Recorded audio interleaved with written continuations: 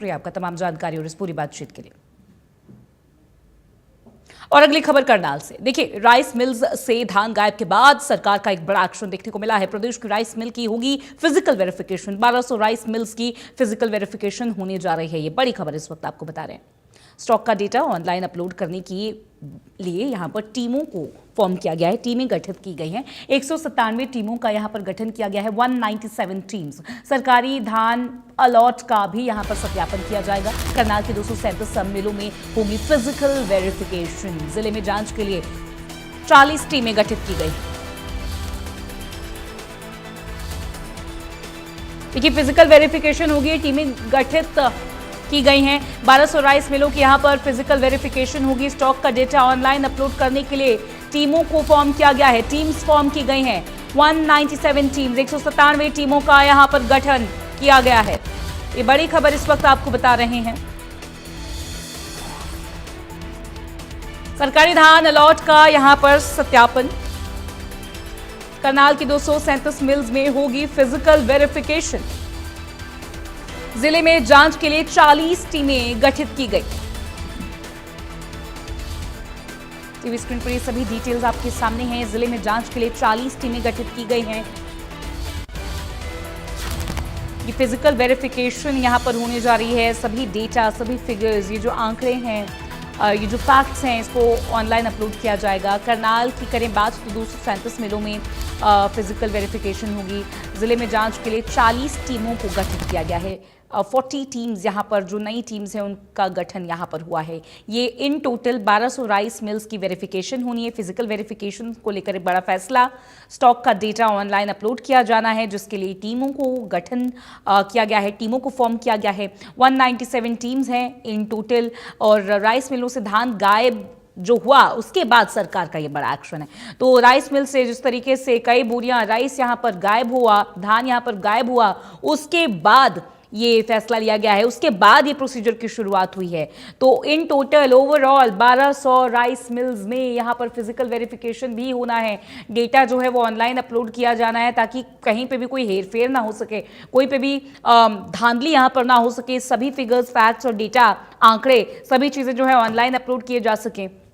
और जिस तरीके से फिजिकली जो है डेटा संग्रहण करने की कोशिश हुआ करती थी गवर्नमेंट ऑफिसेस में, और कहीं ना कहीं किसी भी ट्रेजेडी में ये फाइल्स जो है गायब हो जाती थी, इस तरीके का नुकसान जो है अफोर्ड नहीं किया जा सकता। इसलिए प्रदेश की राइस मिलों में आप देख सकते हैं कि जो फैसला लिया गया है उसके बाद फिजिकल वेरिफिकेशन होगा और सभी डेटा को ऑनलाइन अपलोड किया जाएगा। तो करनाल की करें बात तो 237 मिल्स में ये फिजिकल वेरिफिकेशन होना है।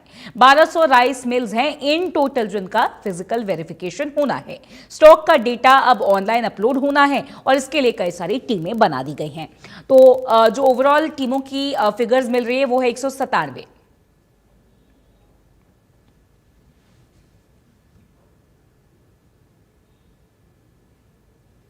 और हमारे साथ जुड़ रहे हैं हमारे on ground reporter Mahendra Karnal से, उनसे बात करेंगे।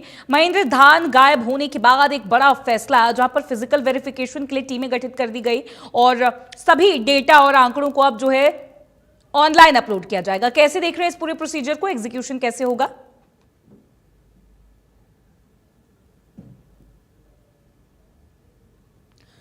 महेंद्र, आवाज मिल पा रही है आपको?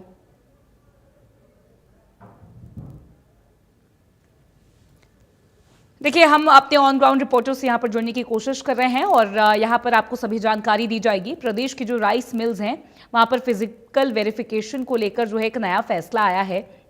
राइस मिल्स में धान की बोरियां गायब हुई थी और कई क्विंटल धान यहां से गायब हुआ था। एक बड़ी धांधली यहां पर सामने आई थी, जिसके बाद अब ये फिजिकल वेरिफिकेशन का फैसला लिया गया है। 1200 राइस मिल्स पर फिजिकल वेरिफिकेशन होना है। उसकी टाइमलाइन क्या है, किस तरीके से एग्जीक्यूशन होगा और सभी डेटा, सभी आंकड़े कहाँ पे जो है रिकॉर्ड किए जाएंगे और कैसे ऑनलाइन अपलोड किए जाएंगे और कैसे जो है उसकी पूरी मेंटेनेंस होगी, ये तमाम सवाल हैं। और एग्जीक्यूशन इसका कैसे होगा, सिर्फ ये जो चीजें हैं ऑन पेपर ना रह जाएं और ऑन ग्राउंड भी इसका असर देखने को मिलेगा कि नहीं, ये तमाम सवाल जिसकी जानकारी हमारी टीम जुटा रही है। राइस मिलों से धान गायब होने के बाद ये सरकार का बड़ा एक्शन है और एक सराहनीय कदम तो है ही, लेकिन अगर एग्जीक्यूशन ना हो पाए तो कहीं ना कहीं ये भी अधूरा रहेगा।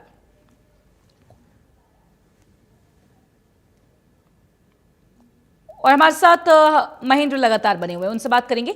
महेंद्र, देखिए, एक बहुत बड़ा फैसला लिया गया है फिजिकल वेरिफिकेशन और ऑनलाइन डेटा रिकॉर्डिंग का। एग्जीक्यूशन लेकिन कैसे होगा? क्या इतना बड़ा सिस्टम है कि इसका एग्जीक्यूशन हो पाए?